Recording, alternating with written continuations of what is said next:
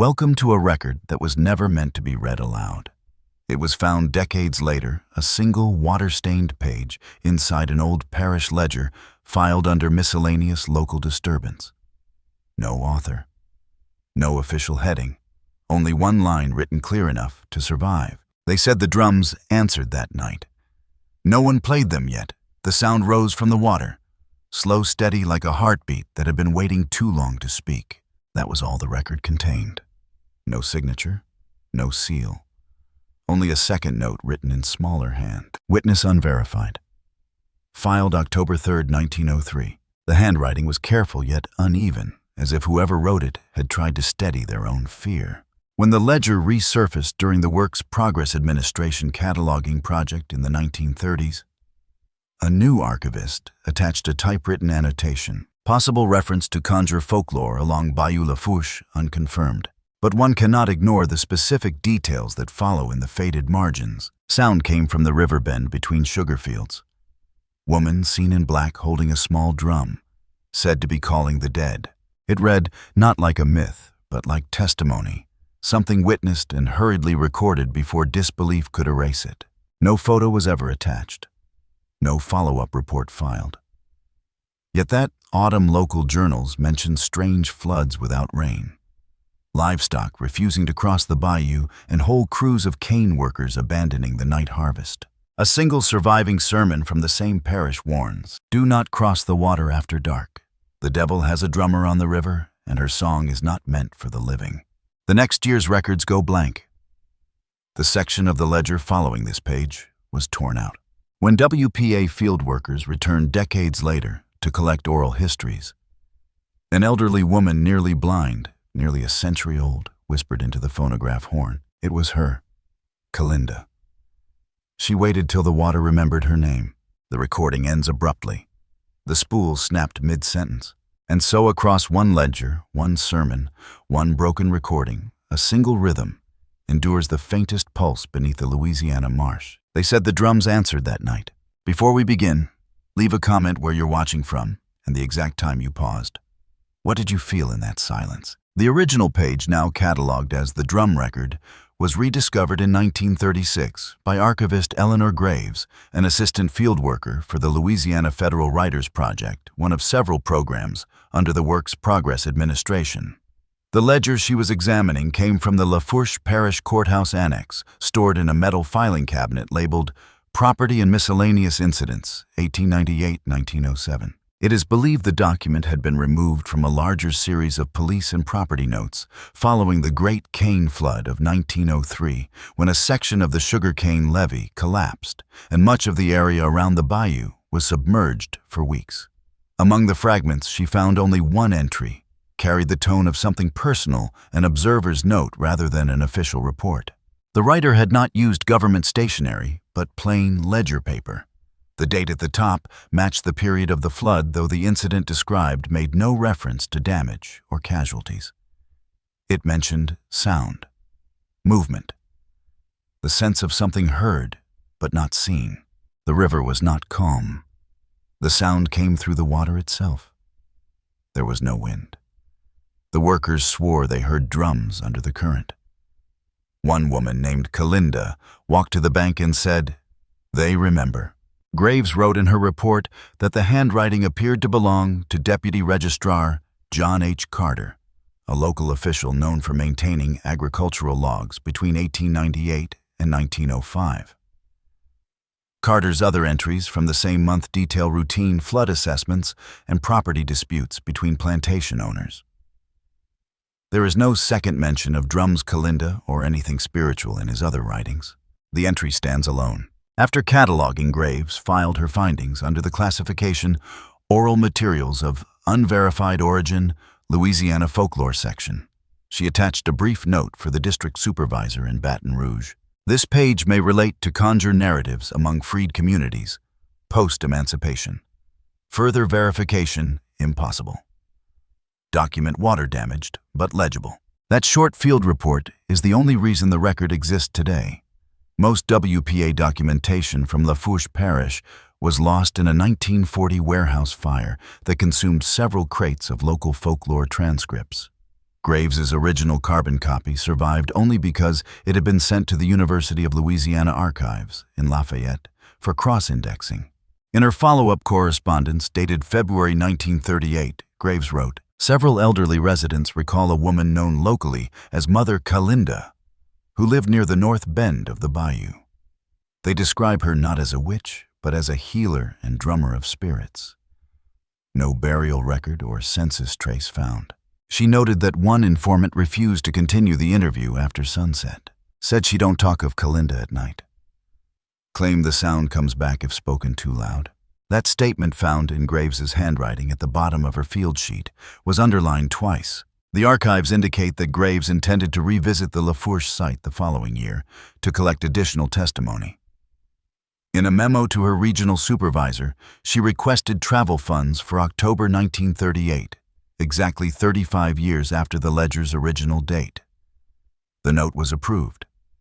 There are no further reports from her after that. 2 months later, a replacement field worker named Samuel L. Dorn filed a brief internal notice. Ms. Graves did not return from her Bayou Lafourche assignment. Local sheriff reported her vehicle found abandoned near Thibodaux. No sign of struggle. Personal notes missing. Project file marked incomplete. No conclusive explanation was ever entered into the WPA Master Index. Her disappearance is not included in any public report. It is known only through internal correspondence preserved in the archives of the Library of Congress under Record Group 69, Federal Writers Project, Louisiana Unit Box 14, Folder 27. From that box comes the surviving chain of documentation linking 3 fragments across 30 years, the 1903 ledger page signed by no one, describing the drums that answered, the 1936 to 1938 WPA annotation by Eleanor Graves, the internal notice of her disappearance, dated December 1938. Each fragment references the same area, the northern bend of Bayou Lafourche, near what is now the community of Lockport. Modern surveyors who examined floodplain records in the 1970s noted that this section of the bayou had repeatedly shifted course over the previous century. Several plots once registered as farmland are now submerged under blackwater channels and cypress groves. In some seasons, the river's current carries low percussive vibrations audible to anyone standing near the retaining banks. The phenomenon has been attributed to hydraulic resonance sound, produced by water pressure within hollow limestone layers beneath the surface. But none of the original WPA documents mention geology. They speak of memory, of names carried by water, of songs that could wake the dead. Graves's own field transcript ends with a brief annotation in pencil. Several informants claim drums sound before the floods. One woman insisted they are not a warning, but a remembrance. That single sentence bridges the bureaucratic and the folkloric, the physical and the imagined. And it remains the last verified writing in Graves's hand. 2 years later, a flood swept through the same district she last visited.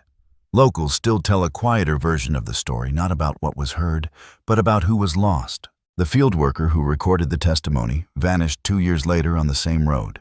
Her file remains open, marked incomplete, and somewhere in the margins of those damaged pages, the handwriting returns to the same phrase. They said the drums answered that night. The earliest official mention of a woman resembling Kalinda appears in the Freedmen's Bureau labor rolls of 1866, filed under Lafourche District Section 12. One name stands out, Kalinda Baptiste, age estimated 23, occupation listed as washer and healer. The notation beside her entry reads, resides in Marsh near Port Lafourche, unaffiliated, speaks limited English. The report signed by Captain J.L. Merriman details disputes between plantation overseers and freed laborers over unpaid wages, including an unusual complaint locals refused night work due to drums heard near the levee, allegedly connected to a woman called Kalinda.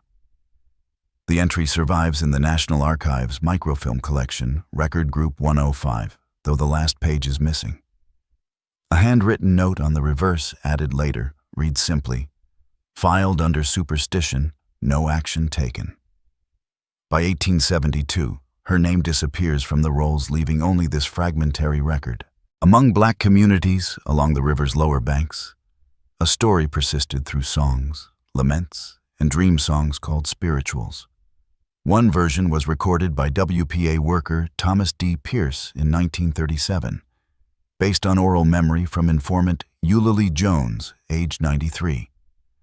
"We had a woman down by the bayou named Kalinda. She beat the drum when the masters come down the road. She say, 'Don't run no more. The water gonna carry your name.'" Eulalie added, "Some say she was free. Some say she never was. But the water know who belong and who gone."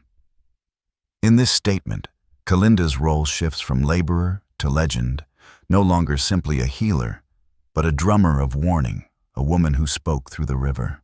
A later mention occurs in the Thibodaux Parish criminal docket case number 212 dated April 17, 1874.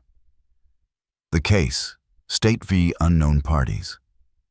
Alleged poisoning of livestock includes testimony referencing a woman of colored descent residing in a swamp cabin suspected of conjure. The case was dismissed for lack of evidence.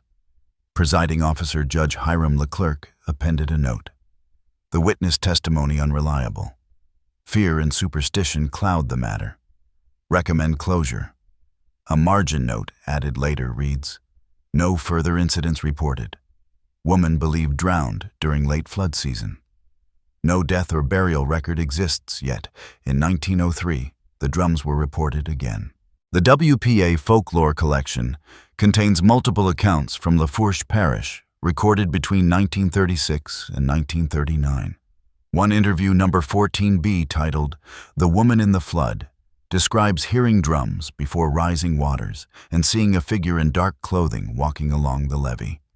The informant recalled seeing Kalinda first in a dream, knee-deep in black water beating a small drum and singing words unknown to English. An annotation reads, "Relates to conjure belief memory as inheritance." Memory itself was treated as an active force in southern Louisiana folklore, a spiritual residue clinging to land and water. The 1880 federal census for Lafourche Parish lists 421 black residents in the Bayou district. The name Kalinda appears twice, once as a young child, once as a deceased adult noted as dead before enumeration. A footnote in the enumerator's log states, locals believe some names repeated among spirits duplicate entries, likely result of confusion with superstition. Bureaucratic language erases what folklore insists upon. Names can return not just through lineage, but through haunting. By century's end, plantation records describe a local ritual during flood season, workers refusing to cut cane for 3 nights when the drums come back. The Lafourche Parish Times. August 1901 noted, several residents report hearing sounds resembling drums near the old levee. Believed to be of natural origin, no disturbances noted. That same week, the coroner's office recorded 2 drownings in the flooded lowlands. In the collection, Spirituals from the Bayou South, recorded 1938, a fragment appears between work songs, "Drum beat slow, river roll low. She walked the water where the dead folks go. Don't call her name, don't say it loud. The water keeps secrets under the shroud." The song's rhythm, reconstructed from surviving notation, follows a 3-beat pattern reminiscent of West African Yoruba Bata drumming, possibly preserving ancestral ritual memory carried through the slave trade into the Louisiana Delta. Compared against official parish files, there is no institutional trace, no acknowledgement or recognition of any ceremony. The historical record and the spiritual record run parallel, each insisting on its own version of memory.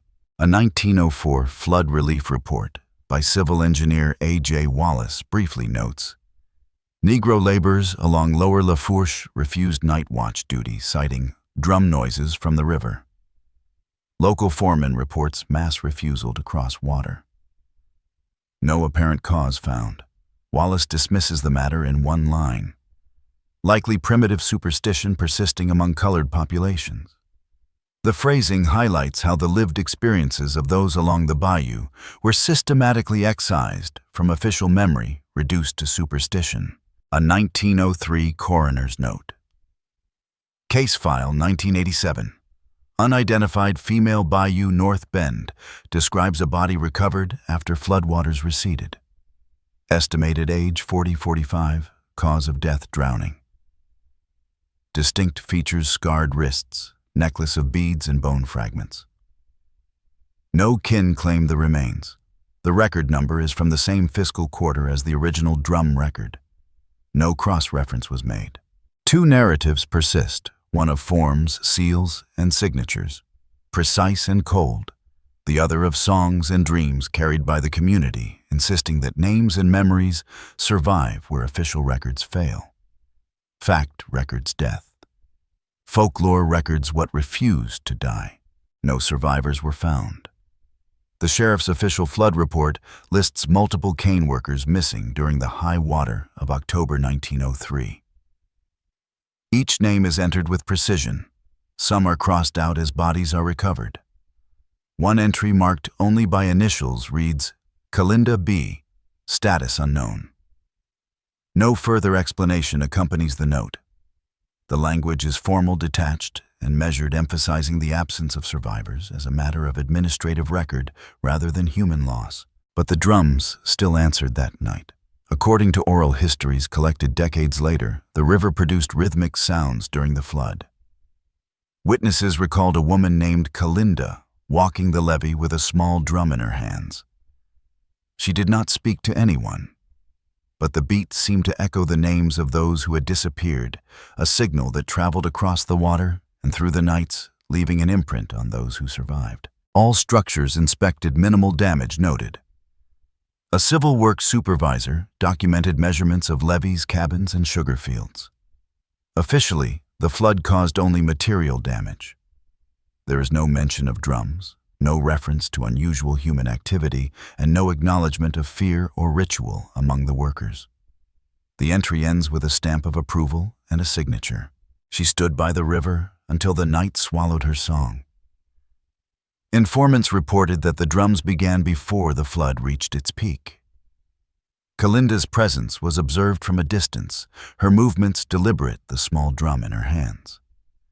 The sound seemed to emanate from the river itself, vibrating through cypress roots, submerged cane fields, and the low-lying marshes. People who survived the flood swore that the rhythm carried the names of the missing in a language only the water and the dead could understand. Investigation inconclusive. No evidence of foul play. Coroner files detail the recovery of 2 bodies downstream. The reports note time of death, cause, and exposure to floodwaters, but provide no commentary or acknowledgement of witnesses' claims about the drums. Officially, the deaths were accidents. The paperwork is complete, cold, and devoid of narrative. The next line is missing. Only one word remains: returned. The ledger page was torn, leaving a fragmentary sentence. Archivists cataloged it as incomplete. The missing context cannot be reconstructed, yet the surviving word carries weight, suggesting a continuation lost to time. Witness statements inconsistent. No additional action required. Several overseers submitted conflicting reports regarding the drums. Some claimed to hear the rhythm themselves. Others dismissed the sounds as wind animal activity or coincidence.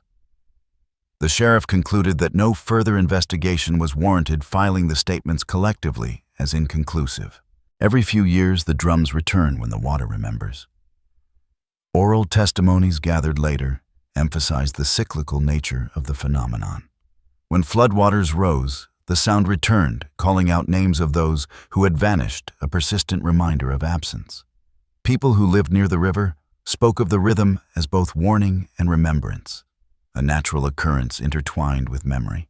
Crops destroyed, total acreage 12.3. Economic loss estimated 1,300 tons.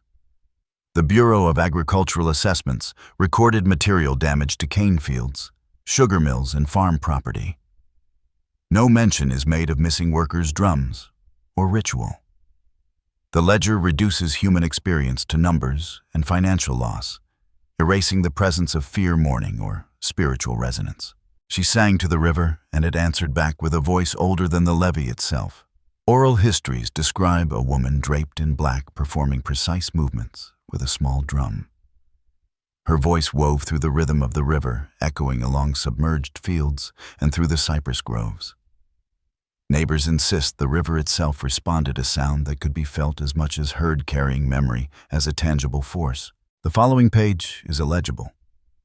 The final entry consists solely of a circle with a small dot at its center. Archivists catalog this ambiguous mark without explanation. It may have been a map reference, a ritual symbol, or a water stain. No annotation provides clarity, leaving the meaning uncertain. All personnel accounted for except as noted above. The sheriff's report concludes, names, initials, and brief notes occupy the page, leaving the record complete according to procedure. The drums do not stop. They wait. Informants recount that weeks after the flood, the drumbeat persisted. Children reported hearing the rhythm in dreams. Elders described it echoing across levees. The sound is said to mark not only the missing, but also those who survived a persistent presence linked to waterland and memory. File closed. No further inquiry deemed necessary. The official ledger ends. No further references appear in subsequent administrative records. Material evidence is recorded, but the lived experience remains absent. Entry ends mid-sentence, and she walked the incomplete line leaves only implication, the silence between words acting as its own record. The drums answered that night, and they answer still waiting, beneath the levee, beneath the water, beneath the memory of those who vanished. Oral histories collected decades later reiterate the rhythm. The pulse of absence persists through generations, a living continuity untouched by official records. The next line is missing. Only one word remains, returned. The fragmentary record repeats itself across pages, a broken echo mirroring the ongoing rhythm of the river. No survivors were found. The official record closes cold and complete, yet the rhythm persists, threading through both memory and water, leaving a space where fact and recollection intersect without resolution.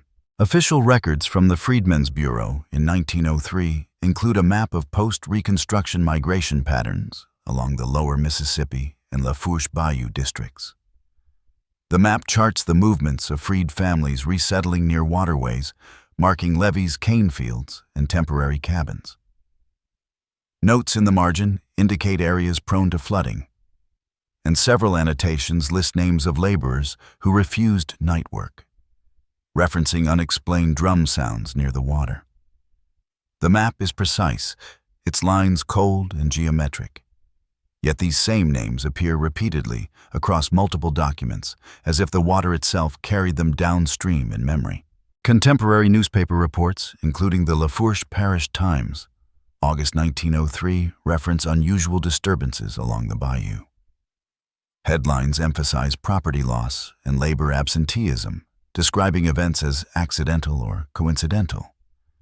Yet scattered throughout phrases emerge strange rhythms, night sounds from the levee workers' fear of returning after dark. These reports, factual and measured, mirror the oral testimony collected decades later, revealing a subtle overlap between bureaucratic observation and communal experience. Letters exchanged between soldiers stationed in nearby districts during Reconstruction mention the area's unusual patterns of settlement and movement. One letter dated September 1903 notes, "Laborers refused to cross northern levee after dusk." Report of drums, though, no evidence confirms it. The river carries memory, it seems. These reports are administrative, intended to document operational difficulties. Yet inadvertently, they capture the persistence of something beyond the purely material, an echo of the local consciousness intertwined with the water. Spirituals collected from freed families along the bayou, recorded in 1937 to 1938, WPA interviews often reflect the same seasonal rhythms noted in official documents. One song fragment begins, "River rise, river low, keep the names the flood won't know. Beat the drum, call the soul, walk the water, make it whole." The words describe a ritualized interaction with the water, a spiritual acknowledgement of the disappeared, and a call for the living to remember. The cadence of the song mirrors the cyclical flood patterns, echoing the historical reports of labor refusals and absenteeism during specific seasons. Migration maps and property surveys indicate that certain families repeatedly relocated closer to the levee despite the risk of floods. Annotated notes show precise elevations, distances from cypress stands, and access points for small boats. Yet oral testimonies insist that the same areas were watched, that the river and the unseen forces along it dictated who could inhabit the land safely. People remembered Kalinda's drum not as threat, but as guidance, a counterpoint to the purely factual documentation of space and elevation. Contemporary Reconstruction-era court records reference complaints about disruptions to harvest. These complaints filed by landowners frequently note the same phenomena reported by soldiers, missing laborers, hesitance to work after dusk, and the recurring sound of drums along the levee. The documents present these occurrences as minor disturbances, administrative anomalies. Yet in juxtaposition with oral histories, they suggest a more complex, dynamic one, in which fear, memory, and cultural ritual intersect with daily life and labor. Folkloric accounts further complicate the narrative. Interviews describe nightly rituals in which Kalinda, or those following her precedent, would walk the levee beating a small drum, calling the names of the lost or vanished. Dreams reported by descendants include visions of the drum's rhythm echoing across flooded cane fields, accompanied by faint voices calling, singing, or whispering in languages no longer spoken. These dream motifs align with the timing of floods, the seasonal patterns noted in maps and reports, suggesting an interplay between material and spiritual memory that persists beyond the official record. Newspaper letters to the editor document the concern of local citizens over repeated flood events and unexplained noises. A 1904 letter reads, "The levee is restless. Drums heard work halted, children awake in fright." Officials claim no cause, yet the rhythm returns each year. These observations, presented in formal print, align with the dream, and spiritual accounts preserved orally, bridging the factual with the folkloric. The rhythm, the repeated absence of explanation, and the recurrence of certain names create a reflective pattern, a mirror between belief and observation. Military correspondence during Reconstruction similarly notes the challenge of maintaining order along the Bayou. Letters mention night watches, interrupted laborers refusing posts along the levee, and officers puzzled by reports of drums. The tone remains formal and detached, but the repeated documentation of absence, hesitation, and rhythmic sound suggests that what is dismissed administratively nonetheless had tangible effects on human behavior. These instances echo the same drum beats described in oral memory, demonstrating the reflection between bureaucratic observation and communal experience.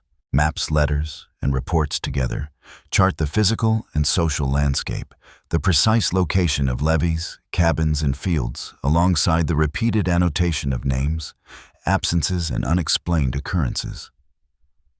Folklore fills the spaces between these records, rendering the missing or dismissed elements audible and visible through song, dream, and ritual. The pattern is reflective. Every documented absence corresponds to a remembered beat. Every survey note aligns with a whispered warning. Fact and belief interlace, forming a layered record of memory and presence that neither layer alone can fully capture. By late 1905, newspaper summaries, bureau notes, and coroner reports converge on a seasonal rhythm. Laborers are missing, floods recur, and drums are reported. Oral accounts describe the same rhythm preserved in dreams, spirituals, and whispered retellings. The events once seen as isolated form a continuum, a reflective interplay between the measured observation of officials and the persistent living memory of the community. The reflection persists in subsequent WPA interviews. Elderly residents recounting these events decades later often use language that mirrors the original reports. Every year, the river rises. Some names are lost, some return. The rhythm of repetition, present in both fact and folklore, forms the connective tissue of memory. The drums, the floods, the labor refusals all become part of a mirrored pattern in which reality and belief echo each other, each reinforcing the other's persistence. Fact records the timing, location, and names. Folklore records the sound, the ritual, and the memory. Together they reflect each other, forming a continuous pulse, a rhythm of remembrance, absence, and the enduring presence of the vanished. The final official documents regarding the 1903 flood. The missing laborers and the reports of rhythmic sounds along the bayou are sparse, fragmented, and strikingly neutral. The parish ledger stored for decades in the courthouse annex ends abruptly on a page torn and water-stained. The last complete line reads, "And she walked and the remainder is lost." Archivists cataloged it simply as incomplete, offering no explanation, no context. There are no further reports, no follow-up notes, no additional investigation. Officially, the record closes in silence. The last measurable reference appears in the 1905 Bureau of Agricultural Assessments. The entry lists absenteeism among workers along the northern bend of the bayou, describing it as unexplained but not suspicious. All other concerns focus on levee maintenance, cane crop loss, and property damage. The report is factual, cold, and clipped, leaving no mention of drumbeats, rituals, or the woman named Kalinda, who appears repeatedly in oral tradition. Decades later, oral histories collected by WPA workers capture the persistence of memory and experience that the official record omits. Elders recall nights when the river rose higher than expected, when wind and weather were still, and yet a rhythm emerged, steady, deliberate, persistent. The drumbeat is described as neither loud nor faint, simply present a force marking both water and land, calling out names of the disappeared. Survivors insist it carried meaning. The pulse of absence was tangible, registering in the bones of those who lived through it. Witnesses consistently describe Kalinda walking along the levee's small drum in hand, her presence silent but intentional. She never spoke to anyone directly. Her message was in the rhythm itself. The beat traveled across the marsh, through submerged cane fields, and along cypress-lined banks, leaving a trace in the memory of those who observed from a distance. Children and elderly alike recalled dreaming of the same cadence and echo that lingered far beyond the flood season. Other accounts mention the sound of bells carried along the river's edge, distant yet discernible, interwoven with the drumbeat. These reports, often in the form of oral recollections, link the rhythm to ritualized presence and memory. Dreams reported years later include the drum and bell, the river, and its reflection, creating an enduring cycle in which the rhythm of Kalinda, the river, and the land converge. The pattern repeats in the testimony, consistent in timing, cadence, and resonance. Official reports, by contrast, make no reference to ritual, human presence, or supernatural sound. Each ends conclusively, signatures, stamps, and the notation of closure. There is nothing to corroborate the experiences captured in oral histories, and yet the coincidence in timing and description is remarkable. The absence of acknowledgement becomes a form of echo itself. Silence mirroring what is present but unrecorded. The ledger and the oral histories intersect in pattern and timing. Floods recur. Labor absenteeism is documented. Drumbeats are recalled. Dreams record the rhythm. Each system, administrative and oral, reflects the other, though the former cannot acknowledge the latter. The gap between them creates a tension, a space in which the drumbeat, the river, the bell, and the dream exist beyond containment, beyond explanation. In one interview, an elderly informant recalled a child's perspective watching Kalinda walk along the water at night, the small drum keeping perfect time with the rising river. The bell, distant and melodic, marked intervals. In dreams, the rhythm repeated endlessly, looping over flooded cane fields and levee banks. There is no resolution, no narrative closure. The memory persists in repetition. The WPA recordings themselves preserved imperfectly on phonograph end abruptly. One tape stops mid-phrase. And then she said, "The silence is absolute." Nothing follows. Yet the rhythm continues. Those who listen years later describe feeling the drumbeat in the room, in the floorboards, in the air, as if it has taken on independent form. The pulse of absence has become an echo in itself. Even broken and partial documents contribute to the climax. Ledger pages torn by water or fire leave fragments, single words, incomplete sentences, smudges, circles, and dots. Each fragment is catalogued and stored, yet no archivist attempts to interpret it.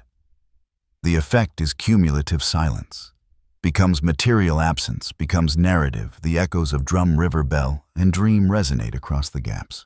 Reports note the deaths, the economic loss, the property damage, all factual, administrative, and final. Oral tradition persists alongside recording presence, ritual, and song. The rhythm of memory continues through decades, across dreams, through songs, and in the testimonies of the living. Each beat recalls the vanished calls, names unrecorded, marking the land and the water in ways that documents cannot capture. No other official files reference these events after 1905. Parish ledgers and coroner reports conclude and agricultural records close. Yet the pulse remains. Those who collected oral histories decades later consistently recount the drumbeat's persistence. Each recording, each narration, reflects the cadence of absence, aligning with the cyclical pattern of water and memory. And so the silence becomes the climax itself. The last line of any document, the final note in oral memory, the torn ledger pages and broken phonograph tapes converge in repetition. No one wrote again. But the drums kept answering. The river, the bell, the drum, and the dream repeat in cycles unbroken by time or record. Every flood, every quiet night, every dream recalls the rhythm. The last words, the final traces, the gaps in documentation, all echo the same cadence. The sound persists, where text ends, where memory continues, where the water carries both presence and absence in perfect, unending measure. No new records follow. No investigation continues. The land, the river, and the drums remain. No one wrote again, but the drums kept answering. The original ledger pages remain in the Lafourche Parish archives, catalogued under flood incidents, 1903 to 1905. Researchers visiting the collection note the water stains, smudged ink, and torn edges. The final lines end abruptly, and she walked with no continuation.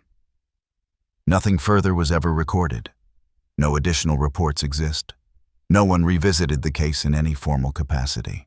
The Works Progress Administration oral histories collected in the 1930s preserve fragments of memory from survivors and descendants. Informants consistently recall a rhythm low and deliberate, traveling across the levee, through the cane fields, and along the river. The pulse of the drum, the echo of distant bells, and the rhythm carried in dreams persist across generations. Multiple narrators, unconnected, report the same cadence. The sound is tied to the river, the land, and a woman known as Kalinda. Local communities continue to acknowledge the rhythm in quiet, informal ways. Children are warned not to call her name at night. Elders speak of the drumbeat as guidance, as memory, and as warning. No formal record confirms these accounts. No newspaper, no parish report, no official ledger documents the recurrence beyond anecdote. Yet the rhythm is cited repeatedly in private diaries, letters, and personal notebooks. Survivors' testimonies, collected decades later, describe seeing her figure along the levee's small drum in handbell at her side, her silhouette illuminated only by moonlight or reflected water. The witnesses report that she never spoke. Her presence, her movement, and the accompanying pulse are enough. Dreams carry the same rhythm, the beat of the drum, the toll of the bell, the rise and fall of the river echoing through sleep and memory alike. Even in the absence of formal documentation, the physical traces remain. The levee shifts, the river courses change, and cane fields are submerged periodically. Archaeological surveys note remnants of cabins, small objects of ritual significance, and occasional beads or talismans along the banks. Nothing is labeled Kalinda. Nothing is explicitly attributed. Yet the pattern persists, resonating with the oral testimonies and the fragmentary ledger pages. Scholars examining the region note the unusual consistency between official records of flood and absenteeism and the oral reports of drumbeats. Administrative logs mention missing laborers and disrupted work cycles. Oral accounts insist that the drum, the bell, and the river itself recall the names of those who vanished. The rhythm is repeated in time, across decades, and across human memory, a persistent trace resistant to erasure. The WPA interviews themselves often end mid-sentence, damaged or incomplete. One recording halts abruptly, and she raised the drum and the sound. The silence that follows becomes part of the story. Listeners are left with only the echo, the pulse of absence and remembrance carried through the marshes. The fragmentary nature of the recordings, combined with the partial ledger, creates a deliberate, unintentional climax, one in which the silence holds meaning. Archival maps indicate the paths of migration levee construction and flood zones. Letters from soldiers and overseers describe the behavioral patterns of laborers, the cyclical refusals to work, and reports of noises attributed to natural or unknown causes. Newspapers note anomalies in harvest schedules, repeated absenteeism, and occasional drownings. All formal documents close without explanation. The oral and spiritual traditions, however, preserve the rhythm, the names, and the story. The drumbeat remains the central motif. The river carries it. The bell punctuates it. Dreams echo it. Each repetition reinforces the continuity of absence and memory. Across decades, residents affirm the same rhythm, a pulse felt beneath the water, along the levee within the fields. It is present where the written record ends and where silence dominates. No one wrote again. The parish ledger concludes. Flood reports stop. Coroner notes end. The official record is silent. Yet the rhythm continues unbroken. No one wrote again. But the drums kept answering. Present-day scholars, historians, and local residents encounter the echoes in different ways. A low vibration across the levee, a rhythmic pattern in the dreams of children, the faint tolling of a bell across the river. Objects believed to belong to Kalinda beads and small talismans are occasionally discovered along the bayou. No one claims them. No explanation accompanies their presence. The pattern continues repeating itself for any who listen carefully. Field researchers note that the river itself seems to carry the pulse. The levee, the marsh, the submerged cane fields all transmit a rhythm consistent with both historical report and oral testimony. Scholars debate whether it is memory coincidence or cultural persistence. The witnesses insist the rhythm is alive, carried by the river, and anchored to the memory of the vanished. Even modern visitors to the bayou report hearing faint percussion-like sounds on still nights, describing them as the river calling names it has remembered. No instrument is present, no human figure is visible. The echo motif endures: drums, river bell dream, all returning in cyclical pattern resisting explanation. The ledger pages, the reports, the oral histories, and the field observations all converge in repetition. Silence itself becomes a vessel for continuity, a medium in which memory, absence, and rhythm persist. Each fragment, each incomplete record, each broken recording contributes to the echo. And so the story concludes with rhythm and absence, with pulse and silence. No one wrote again, but the drums kept answering. The river flows. The bell tolls faintly in memory. Dreams carry the cadence forward. The pulse endures in marsh, levee, and mind, alike a trace of what remains when all else is gone. The drums, the river, the bell, the dream, these are the enduring witnesses,